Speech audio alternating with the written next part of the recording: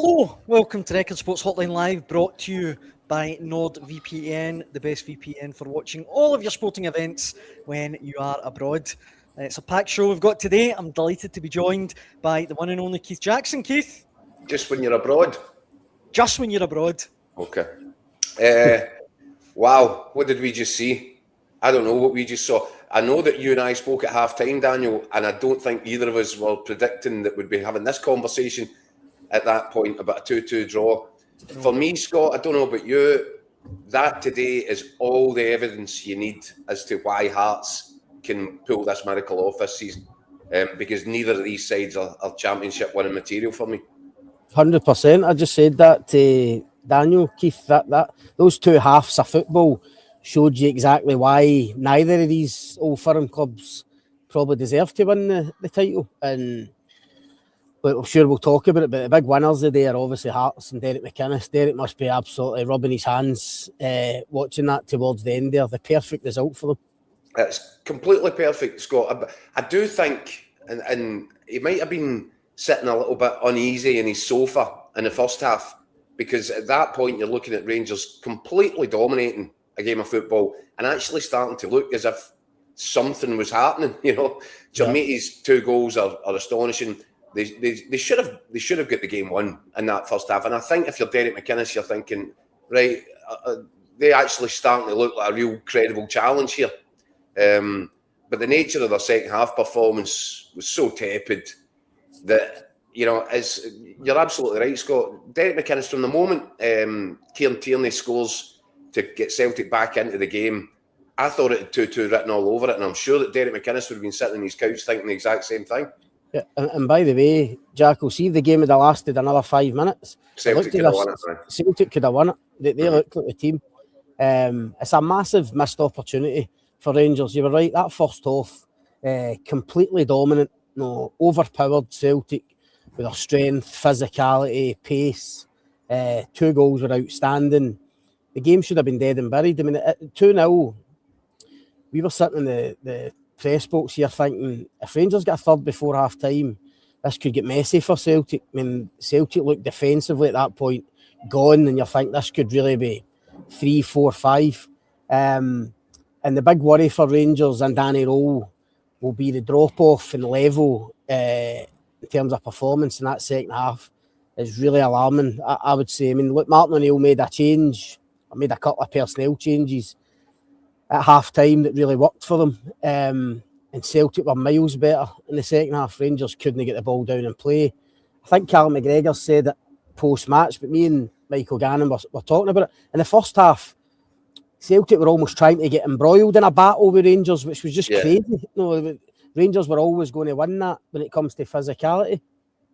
He switches Oxlade-Chamberlain for Hatate, and Hatate, with his experience and his composure on the ball, and I know people have slated him this season because he's had a poor campaign, but he was the catalyst for Celtic getting back in it, turned it into a football match again. And it did. Rangers' strength and power became irrelevant because Celtic were playing around them. And at the same time, obviously, Maida going up top gave Rangers far more to worry about, as he normally does, than what Junior Adamu was in the first half. So it was a massive change for Martin O'Neill at half-time. Celtic fully deserved their point. As I say, they could have won it if it had lasted much longer. But for Rangers, yet again, this kind of mental weakness that seems to be there, where they can't get the job done, they can't get over the line, even in a game where they're absolutely dominant. And as I say, I just think in terms of the title race, a huge opportunity missed for them. We've got tons of comments coming in, and if you're at home, you want to let us know your opinion on that game today and all the Premiership weekend action, please do so. We've also got a resident referee, Des Roach, who you might have spotted at the start of the show. He'll come in and give us his lowdown on what I think we'd all agree was a pretty good game for John Beaton, all in all. Not one fault to pick in John Beaton today. He got everything right. I thought he managed the game really well. There wasn't, he wasn't desperate to get his cards out. I thought the players made it quite easy for him, apart from after the final whistle when there was a bit of to and froing on the way up the tunnel. But all we've called on and all we've asked for from VAR is to get the big decisions right, to get them correct. that was a brilliant day for Willie Collum, for VAR, for Clydesdale House, because ultimately it was a big decision, but it was the correct decision. That's VAR being used properly, and well done, Stephen McLean, who I think was in charge of the remote control. At first glance, I'm not sure anybody sees that, and John Beaton can't be expected to see it either. But when you slow it down, when you see it from the angle, there's no doubt about it. Maida's header's on target. Butland might save it, maybe not, who knows? But it's deflected towards him by Dujon Sterling's arm. Yeah. So that's entirely the right call. And it's a good day for VAR. There's not been many of them this season, but today's certainly one. Before we come to today's and talk a bit more about the refs, let me throw a few of the comments coming in, guys, because like I say, they are flooding in. This one from Bengal, he says, being a Rangers fan, there's light at the end of the tunnel, but that light is a 10-ton truck and it's headed for you at 100 miles an hour. Sports 872 says, both teams can still win the league despite their flaws. Too close to say anyone's out, 27 points to go. Frankie says, I would have taken a draw before the game, would have bit your hand off for a draw at half time, and it could have won it in the end. He's a Celtic fan. John says, Rangers showed their inexperience and weak mentality. They thought they'd won the game in the first half and only had to turn up to win it. Celtic turned up in the second half and could have won it. And finally, El Barista says, when are we going to say Hearts are seriously challenging to win this title now? They could win it in 7 games, depending on results. I mean, I don't think anyone here is certainly saying Hearts aren't serious challengers. I mean, I've been riding the Hearts horse for a while now. Never know. On that maroon horse. Yeah. But to go back to the comments quickly, I mean, Scott, it kind of feels sitting here like a Celtic victory. I don't know if that, how it feels like at Ibrox. It's funny, we were talking about that post-match there in terms of how it affects the kind of mindset for the cup tie, obviously, next week. I know Celtic have got a game in between, but you think of how Celtic finished that game, you think that would give them a lift getting into the cup tie, whereas Rangers are walking away from it thinking, wait a minute, we battered them for 45 minutes, 2-0 up, and still couldn't get the game won. So it'll be interesting, that dynamic when it comes to the cup tie. But in terms of Rangers, Daniel, I said to you just before we came on, I mean, that's 3 wins in the last 8 games. That's no title winning form at all. I mean, they've had 12 draws this season, and I know obviously a few of them were at the start of the campaign when it was all going wrong. But as I say, 3 wins in 8 isn't good enough. No, as good as they looked in that first half, you then look at them in the second half, and to me, that's not a team that looks capable of, in this run-in, going to Tynecastle and winning, going to Celtic Park and winning. No, you might have those 2 games in the space of a week post-split. They've still got Motherwell here. Tough games to go. Do they really look like a side capable of putting a big run of 8-9 wins together? I don't think so, and that will be the worry for Danny Rowe. I mean, the both clubs, Rangers and Celtic now, obviously this result is, as we say, perfect for Hearts. I think both of these clubs now need Hearts to have a collapse at this point. I mean, when you look at the points, they need Hearts to suddenly start feeling the pressure and coughing up points. But at this moment in time, they just don't look like doing that. I mean, Hearts and Motherwell don't look like conceding a lot of goals for a start. I think I said on here last week, I mean, Danny Rowe and Martin O'Neill keep saying, there's going to be loads of twists and turns. The only twists and turns are coming for Rangers and Celtic. Hearts just keep beating everybody. So I think it's going to be really tough for them. I noticed the bookies have now got Hearts 11-10 favourites. That will be as short as they've been the whole season. Unbelievably, Motherwell are 14-1. I mean, who'd have thought you'd been talking about Motherwell at this stage, still 14-1 to win the title, and normally 1,000 to win at this stage. But there's still 4 of them in it, but Hearts are the big favourites. They have to be. John in the comments, Keith John Jones says it's heartbreaking, but Rangers have lost it. Do you share that view? Well, I've just said that I don't see them going in a big winning run that's going to get them over the line, Daniel. So I think the day's, as I say, a huge opportunity missed by Rangers, and I cannot see this team being champions at the end of the campaign. I think Hearts are favourites, and if you look at the points, if Celtic beat Aberdeen on Wednesday night, you'd have to say probably Celtic are second favourites. So I think it's going to be really tough for both of them, but really tough, I think, for Rangers to come back for this and go and win the league. What's your take, Scott? Because I thought today was such a big day for the two managers. There was a bit of needle going into the game because of Danny Rowell's comments. I was down at Celtic Park to speak to Martin O'Neill on the Friday, and he bit big time. And I thought it was great. As a press guy, you're just walking away, rubbing your hands, going, "Oh, you just love a wee war of words going into an Old Firm weekend." But Martin O'Neill was I think he was significantly annoyed by some of Danny Rowell's comments. I then think that Martin O'Neill got his team entirely wrong.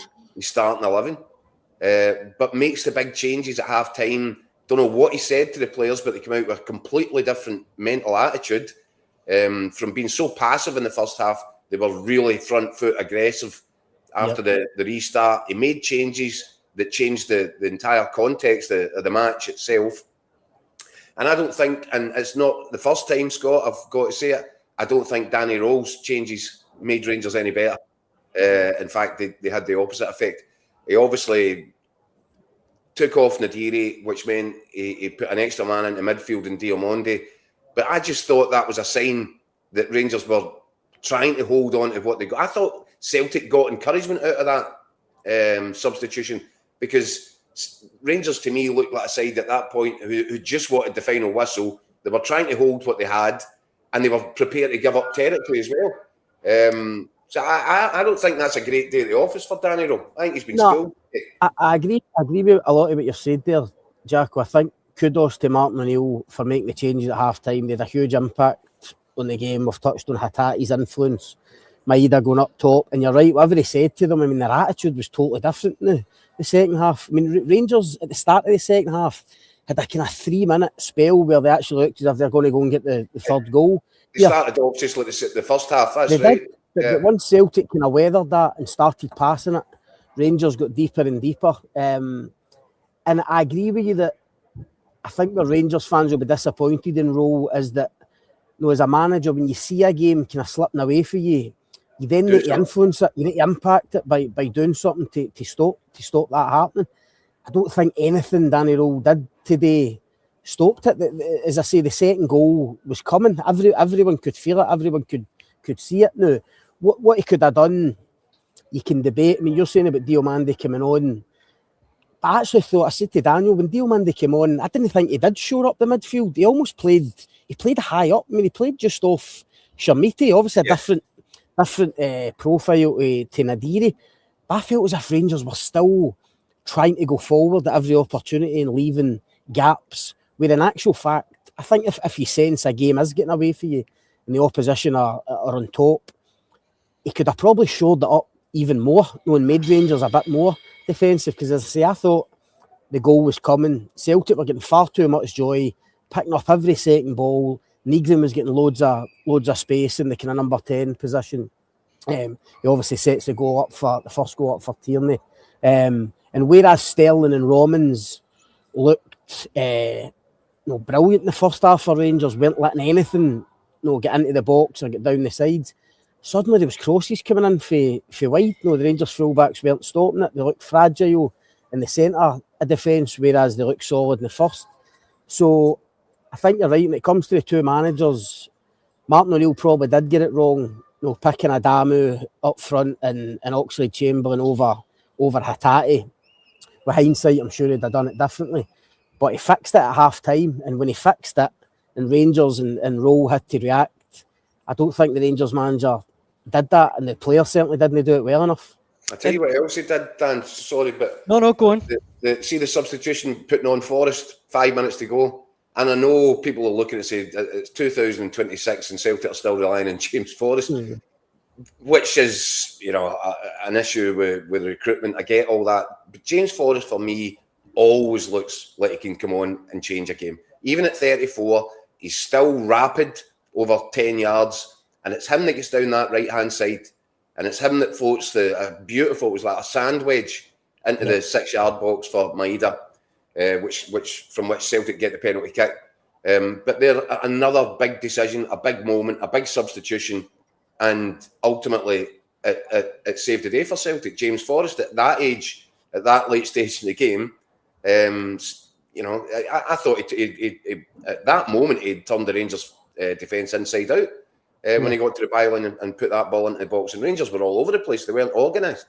You're talking about wingers, Jacko. I mean, I think there'll be more scrutiny on Skov Olsen after today. I know he comes up with a really good cross for Sharmiti's overhead kick, which was which was great. But I mean, without being unkind to Skov Olsen, I mean, we're clutching at straws now. I mean, we're talking about individual moments in games. I mean, his Rangers career so far, he's had a goal against Kilmarnock. He had an assist in one of the other games. He's obviously got an assist today. I say you're clutching at stress. A guy that was brought in along with Chukwueze and Romans and Nadiri. These guys were signed in January to get Rangers over the title, to be the difference makers in big games in the running. Skov Olsen's just no doing it. Taken off again today in the second half. Thought he could have been taken off earlier. No impact in the game enough. Passing the buck. No taking enough responsibility. And it was a big call, obviously, Danny Rowe playing him today because he's not been in great form. But he obviously thinks he was signed to be a big player for them in this running. He's obviously hoping he delivered today. I don't really think he did. I think he's been a big disappointment since coming in. I was going to come in there, guys, and just with some of the comments, and you stole my thunder a bit, Scott, because Stuart was wanting to know, is Skov Olsen showing anything that would justify the supposed or the reported big transfer fee he'd cost in the summer? I think so far you'd have to say it's a resounding no. Not at the moment, Daniel. I mean, I think the agreement is around £8 million. I mean, certainly doesn't look like an £8 million winger at the moment. But worryingly, he doesn't look as if he's going to have the potential to be that between now and May. I mean, I know it takes time for guys to settle. Hadn't played a lot of football before he came in here, but he's had a few games now. He's been here since January. He should be pretty much up to speed, and I just don't think he's producing. I don't think he's producing enough, and I'd be surprised if he starts. The cup tie next week. I'll tell you something, Scott.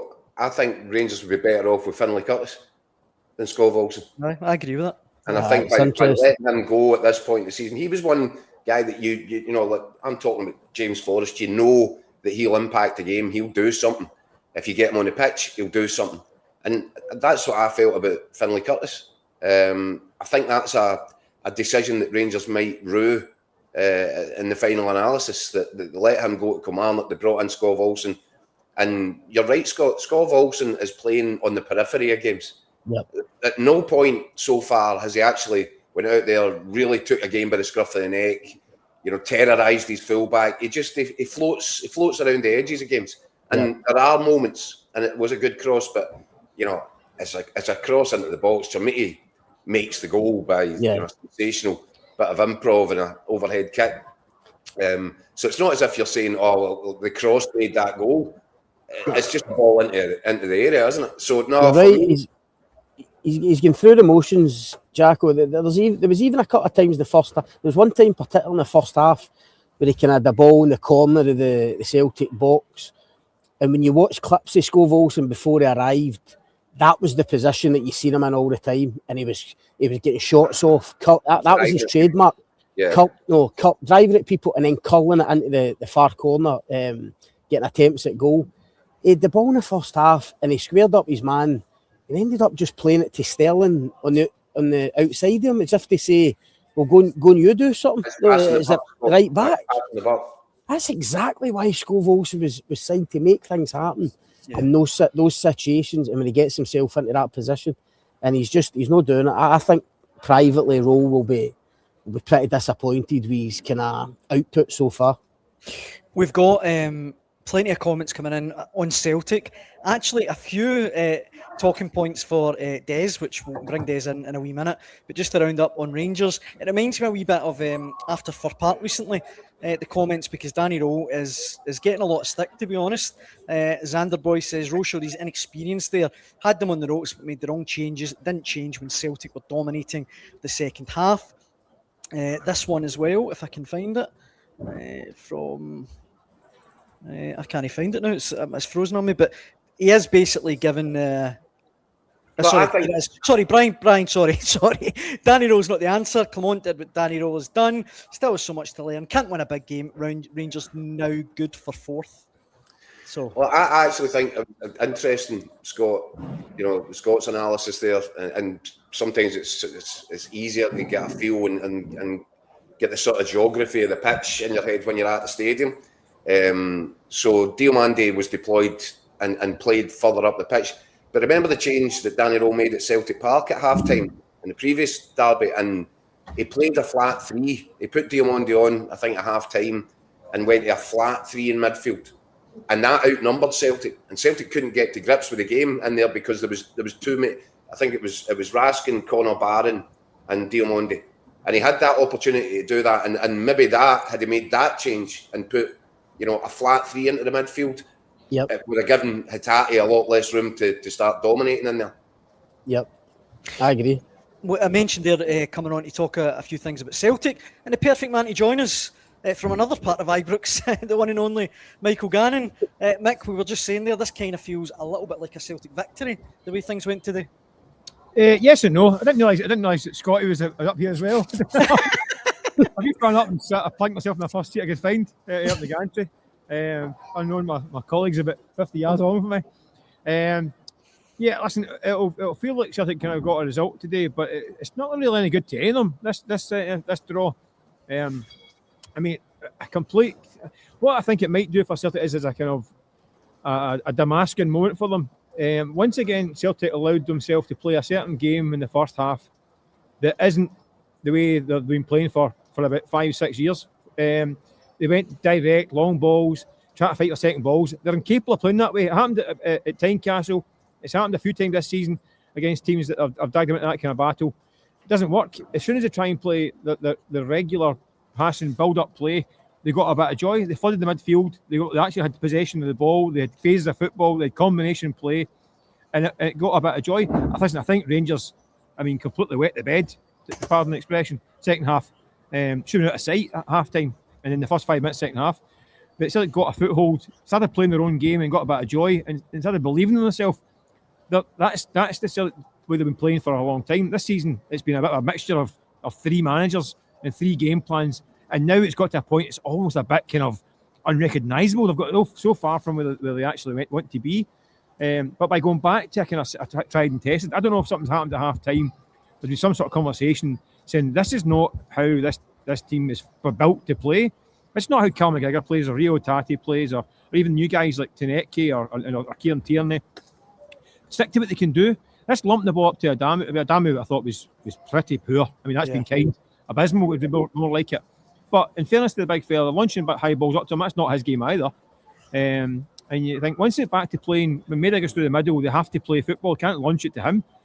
And they started getting a bit of joy. They got bodies in the middle of the park, they got combinations, they got width, and they got chances. And I think they deserved their point. Whether it's any good in the grand scheme of things, I think it's up for debate. Because I think if you're Derek McInnes, you get a cigar out and the slippers on tonight and you're sparkling a bottle of wine. We did mention this, that's one man enjoying himself on the couch this afternoon. I mean, just when I see the handball for the A-team, a lot of plan comes together. Something like that. Whereas these two sides are kind of outdoing each other in terms of moments of incompetence. So I say Celtic first half were absolutely appalling, and then Rangers second half were equally as appalling. Mick, that's how I started this today. I said there's what we've just seen there is evidence of why neither of these two are championship winning material this season for me. No, but what I would say is because of the nature of the game, the way it's changed second half, that creates momentum, doesn't it? I think that creates a bit. If you come back to get a result, sometimes that can create a bit of momentum. And I think, and a bit of belief, I think Celtic have to realise that they can't keep reverting to this. I'm not saying it's just long balls, but it's being direct. And people moan about this, about horseshoes of doom and all that stuff, and keeping possession. That's the way this Celtic's built. Yeah, that's what it's built to play like. And they're asking guys to go. I said it before the game. It's a team, two teams set up to go long and win second balls. Celtic can't win a second ball. I mean, who's winning? I mean, first half, I thought Raskin and Chukwueze won every second ball because Oxlade, Chamberlain, Negrin were powder puff. Mm-hmm. And Cal McGregor's running about trying to put out fires. It makes him look as though he's really toiling. Look at Cal McGregor in the second half. Look, I mean, they start trying to build possession and build the play, push and press high at the pitch. Rangers started panicking, shelling it, and Celtic could get possession. They got a foothold. I thought Cal McGregor's second half was outstanding. Yeah. But I thought Rio Tati is much more like his old self in there. But Celtic played to their strengths in the second half. I think Cal McGregor just enjoyed having hands on in the middle of the pitch, because too many times, and this has been one of the big failings for Celtic, and we've kept talking about it on here, the midfield's been a problem. The midfield is a major problem. Cal McGregor is getting outmanned in there. And you're right, Mick. It's, people are saying they're questioning him, are the legs going? No, not at all. But you can't ask him to do the work of three players and think he's going to get away with it every week. Hitati got in there, gave him a balance, a foil, and Celtic were able to build on that. No question about it. Look at his booking in the first half, and the booking summed it up for me because Oxlade Chamberlain gets a ball into his feet, on the edge of the D, and he had a bit of time to kind of pull it in, bring somebody in and make a pass down a channel, but he got dithering, lost possession, and Cal McGregor ran 20 yards to fill a hole that he vacated, and he pulls down Mikey Moore, has to give out a free kick away because he's been turned. But that booking comes from Oxlade Chamberlain getting caught in possession again, which he did countless times. I mean, I think he's a quality player, but this is a fixture that completely devoured him today. The intensity, the kind of ferocious nature of this match, he get swallowed up in it. Gave the ball away countless times, and I wasn't surprised he got hooked at half time. I was right in that in my column. He looked as if he couldn't catch a breath. Oxlade Chamberlain out there. It just you're absolutely right. I think that just absolutely, for a guy of that experience, it just tells you what that fixture is. A guy of that experience, England, Arsenal, Liverpool, Champions League finals. He was completely overwhelmed by the occasion today. Me and Scotty said it during the first half, that frantic first half, and how many big name players have come up from England and beyond and have been completely and utterly engulfed by this fixture and looks as though they're looks completely lost by it and bewildered by it. We've seen this madness. We've seen plenty of them that it's almost like standing at one point going, what are you all about here? This is bonkers. 150 miles an hour, tackles flying in and place gone bananas. So I think he got the culture shock that many have had it previously. And there's plenty of others, I think, especially Celtic players, that get a bit of a culture shock in this one. Daniel, I was just going to say the problem with and I totally agree with everything that Mick said there, but I feel as if it was only a few weeks ago we were on here talking about how Hitati was the issue in midfield and McGregor needed an Oxlade Chamberlain beside him. And I've not seen a lot of Celtic. Do you remember that, Daniel? I remember it. I actually thought Oxlade Chamberlain was going to be the guy that came in and he would really complement McGregor. But you're right, he get kind of swallowed up by the fixture today. And that's why I think Hitati, as I say, I've not seen him all season. I get that he's been disappointing. But his experience in this fixture and his composure on the ball, I thought was the big factor in that second half display for Celtic and getting them back in the game was absolutely key. And then listen, he obviously then puts his hand up for the penalty, which he misses but manages to stick it away. I think at the third attempt. I just think he's had a huge influence in this game today. And the question is, going forward for the next games, who do you play in there beside McGregor? Is it Oxlade Chamberlain still? Do you go back to Hitati? That's why I think you're saying, Jacko, the midfield's been an issue for most of the season because they can't seem to get the balance in there. Negrin scores a lot of goals and I think he's been a terrific signing for them. But I hear Celtic fans moaning that you can't play him in a midfield three because he vacates too much space and leaves them short in there. So it's a conundrum that Martin O'Neill's going to have to try and solve between now and the end of the season. But Mick, that's the reason why Hitati wasn't playing today, is because Celtic don't know if they can rely on it. No, that Hitati, I thought in Stuttgart as well, in fairness, and then in the second half of the day was more like the Hitati of old. The guy who could drop deep, take the ball in a half turn, then drive for 20 yards and pick a pass, dictate the play, and then have a shot and goal, or just in creating the final third. That's the kind of Hitati that Celtic had for for 3 years, and he's not been seen enough this season. So when he's on it like that, he's more than effective. It's the Hatate that's kind of jogging back and losing possession and trying to pick off passes that are no on, giving the ball away. That's the dangerous Hatate, and that's the one that's been about for most of the year. So the Celtic got to hope. Listen, I think Celtic are hanging on to this with their fingernails here. I mean, at these late goals. I mean, many times that now they've got dug a result out in the last minute. It's not a sign of a functioning team. Let's put it this way. I mean, it's not like it happens once every now and again. It's a sign of a championship winning team. It's a sign of a team that's hanging on with its fingernails. That's every weekend. Totally, Mike. But and the flip side of that is Rangers blowing that 2-goal lead. You know, blowing all the good work they did in the first half. And Scott, what I want to ask you, because obviously at the stadium you'll get a better kind of feel for it. Jack Butland saves the penalty, saves the rebound, and Hatate's still the first one. In fact, there's 2 Celtic players, Hatate and I think it's Maeda, sort of they're the first ones there to bundle it effectively over the line for the. Where's the Rangers? See if I'm Jack Butland and I've saved a penalty and I've saved the follow-up. Yep. Any chance? You're right, 100%. Give us a hand here. I thought that at the time, Keith, but that almost kind of sums up this Rangers team mentality. I mean, it's as if we've given the penalty away. That's that. No, we've lost it. Rather than switching on, realising Jack Butland's penalty record's actually brilliant. I think he's saved 6 of his last 9, something ridiculous like that. And they just don't react. You're right. I mean, Rangers players should last minute of the game, injury time. Rangers players should be taking it for granted almost that Butland's going to save it, and we need to be first to that rebound. And you're right, for Celtic players to get a second bite and then a third bite at it to go over the line, as I say, it just summed up Rangers' second half performance. Well, for me, Scott, the second bite, that happens, right? And we've all seen it. A goalkeeper makes the save, ball comes back, the guy that's hit the penalty is the furthest one inside the penalty area. There's a very good chance he'll be the first to the rebound.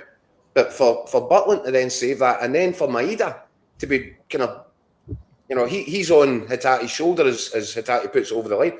I'm asking questions there. Why is there not a Rangers defender back? Because if Maeda can get there, then a Rangers defender can get there. And that to me is a worry, and it shows the mental weakness. And it's another sign of why I don't think Rangers are ready to win this title. Just before we let you guys go from Ibrox and bring in Des, we asked Scott earlier on, Mick, how he sees Rangers' chances for the title. Green Machine in the comments says, if Celtic come in all their games up to the split, I'll fancy your chances to win the league. Marzuno simply says Celtic will win the league, but you don't share that sentiment. I think there's too many structural problems with this Celtic team. Structural, tactical, personnel problems. I just can't see them. They need to win. I mean, they're 8 points behind now with the game in hand. You go win the game in hand, it's 5. They still need Hearts to slip up as well. I just can't see Celtic winning the number of games to get there. I think they've got too many issues. I think, but looking at Rangers today in the last few weeks, you can see how fragile they are. I mean, they're so dominant, so in control, so physical and powerful. But then when the nerve starts to go, you can actually see the energy level drain at them. It's almost like after about 55 minutes, you can see them actually shrinking on the pitch. It was like, we're in bother here. That's not going to get the job done. That's not going to get the team over the line. If they're going to shrink when the heat's on, so they were there for the taking today. They really were. In that first half, they should be sitting at half time thinking, this is a 4-5-0 bury our rivals job here. And yet, it changed momentum. They totally deflated. And Mick, that coincides with the crowd. You'll have felt that the day as well. This crowd are so used to seeing this team let them down effectively and letting things slip and no getting over the line, no getting the job done. But you're right, as soon as you sense that and Rangers start retreating and you see them shrinking a wee bit, that's when the anxiety starts in the crowd. And you put those two things together and that then you get that feeling that Celtic are going to score here or Celtic are going to score again. It's a horrible mix for Rangers, but the only way they can get rid of that is by getting a job done, by getting over the line and going and winning a title. But after today, as I say, those questions, I know Danny Rowe said a couple of weeks ago, I think it was after the Hearts game, never question this team's mentality again after today. Well, I'm sorry, Danny, until they get a title win, those questions will always be there. They looked. I thought by the last 10 minutes they looked tired as well, and it's not so much. I know they put in a lot into the game, but I think that's a sign. That's nervous tension. Is exhausting. Yeah, and it literally does drain them, and you could see it. They looked physically on their knees. Then I mean, Chermiti, I thought the last spell was looked absolutely on his knees. I mean, he actually is caught out for the eventual move that leads to the second goal. Tries a kind of back heel, but one of those tired attempts to kind of do something, and it was right back. Really casual as well, Mick, and I felt that sort of epitomised the Rangers' second half performance. I think they thought they had the game in the bag, and I thought that complacency crept in, and you can't do stuff like that in the middle of the pitch. I know he scored two great goals in the first half, but I just thought that moment sort of summed up how sloppy Rangers were in the second half. Well, he sums it up perfectly. He goes from Zlatan in the first half to going Matalan in the second. I mean, it's like, how did that happen? Actually, I used that in the paper. Hold on, get back. That's too good to waste. I think get back right that again. Well, look, on that note, guys, thanks so much for joining us. That was a perfect note to end it on, I think. That's like half my wardrobe. Safe travels up the road, guys. Thanks very much for coming. Cheers, Dan. Dan. As always. No worries, mate. Guys. Yeah, guys. Cheers, Blacko. Cheers. And I thought, Keith, perfect excuse for us to have on a resident ref, Des Roach. We've not really got many refereeing talking points, you'd have thought, but our watchers have actually managed to find a few. But Des, how's it going? I'm good, Daniel. I'm good. It's actually, before we get the question, it's probably quite good to come on and praise a refereeing performance and praise VAR. It's maybe only taken us 4 years to get there, but I think my words of wisdom and coaching's maybe done a bit better. You think you can take a lot of the credit, Des? Look at Des showing off and all this. He's not even in the dungeon anymore. He's out. He's got daylight and all this. Your answer's been paid. I've actually got a cup of water as well, so they're feeding me and they're looking after me well. Christmas. Craig in the comments says John Beaton almost had a perfect game, but he should have had McGregor off for a second yellow after the penalty for a blatant foul just outside the Celtic box. He completely missed it. And Frank says that Suter should have been off the first half as well. He booked for taking a Celtic player down, and then in the second half he took out Tunecki. Did you see any of that, Des? No, I didn't see any of that. No, and that's not me with my new glasses on either. But no, I think that any decision that was glaringly obvious, I think John got.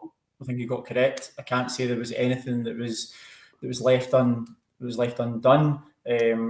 First foul I've got down is 1 minute and 8 seconds. Adamu against Suter. As I said on the live feeds at the time, John was feeling himself into the game, letting things go by, and he was. Honestly, I really can't see anything that I thought that he done wrong in the game. I liked his sort of man management of the game. He let it flow, Des. He wasn't card happy. He allowed a bit of physicality in the game. And I just thought he managed the game really, really well. And you can't blame him for not spotting the handball either. So that's really, really good work by VAR, by Stephen McLean in Clydesdale House, because I don't think anybody sees that at first glance at real speed. But that's what I said right at the top of the show, Des. That's all we're asking for. Use VAR properly, use the right protocols, and make the big decisions correct. And that's spot on today. So I think a big tick in the box for all concerned today. Yeah, I agree. And again, I said it at half time. I said, John's making the game look easy. That doesn't mean it's an easy game. And as you've pointed out, he's using his man management skills, because for that first 45 minutes and for the entire 90 minutes, John is making decisions where he doesn't need to blow. He's making decisions where he's running past players. He'll be talking to Callum McGregor. He'll be talking to players about not diving in, etc. And again, as we said, just get the things right. They use the exact protocol. And I'll not been enough time. I didn't see the penalty, not at full speed. Didn't see it. I think I was probably like 99.9% of the country. When it got called over and we've seen it again, you went, oh, Perfect. That's why is VAR there. VAR's there to back up the referee when the referee has no view on it. And Stephen McLean called it completely correct. They went down the right protocol. John was given the opportunity to come and have a look at it, given the opportunity to make his decision. Again, he could have said no, but he was correct to say yes. Went, Stephen, do you know what? You're absolutely correct. Penalty kick. Move on. I don't have any gripes at all with the refereeing team, and that's including the assistant referees, the VAR, and the AVAR. I think they all had a good game, and it's probably not the game we were expecting. Chris in the comments says he saw the penalty from Houston, Texas, so that's pretty good eyesight if you ask me. And just to clear up, there's a lot of people in the comments actually debating whether or not it was a penalty. I mean, we're on agreement. It was a penalty. He stopped it with his arm. It's all day long. The Maeda's header's on target. Aye. Yeah. So it's a goalward header. It's goal bound now. Whether or not Butland saves it is another matter. He might well have done. But the ball comes off Sterling's arm and moves towards Butland rather than away from him. And I know it kind of smashes into Butland's face at that point, but no, I'm afraid all day long it's I don't think there's any room, is there, Des, for debate on that? No, it's impacted direction of travel, hasn't it? That's what the foul is. And I know people are saying that a denying an obvious goal scoring opportunity. I don't think there's any way to give a red card for that. It's not intentional. He's made a legitimate challenge. It's came off him. I think the penalty is enough of a sanction for it. Move on. Who's calling for a red card?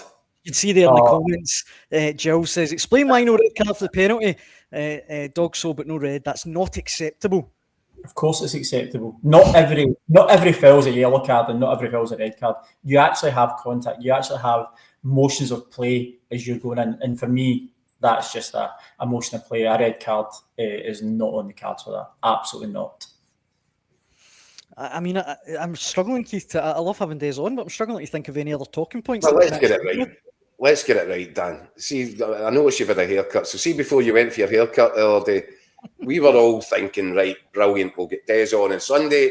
You just know there's going to be mayhem. You just know the way this season's been going, that VAR is going to make an absolute backside of this. There's going to be controversy. This game, this potentially critical match in terms of the title race was probably going to be decided by a decision, and a bad one at that. That's what we all thought, and it didn't happen.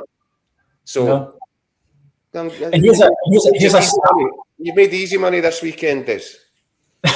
What money? Am I getting paid for this? You better speak to the digital department. It's not my. not VPN. What I was going to say, here's a stat for you. Not one of the referee, the VAR or the AVAR are any longer international referees.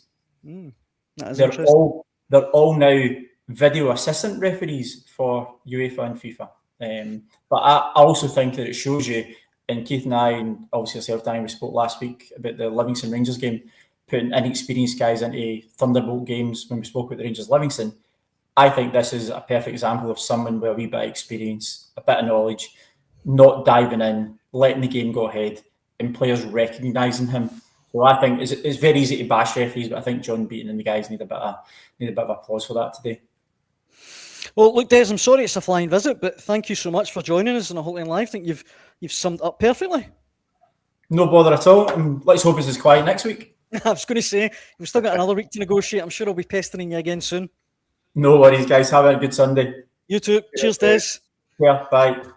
Very finally, before we wrap up, Keith, we've got lots of Hearts fans in the comment, and as you can probably imagine, they're pretty buzzing with today's result. Ian McGregor says, as a Hearts fan, I'm more worried about Easter Road than Rangers and Celtic.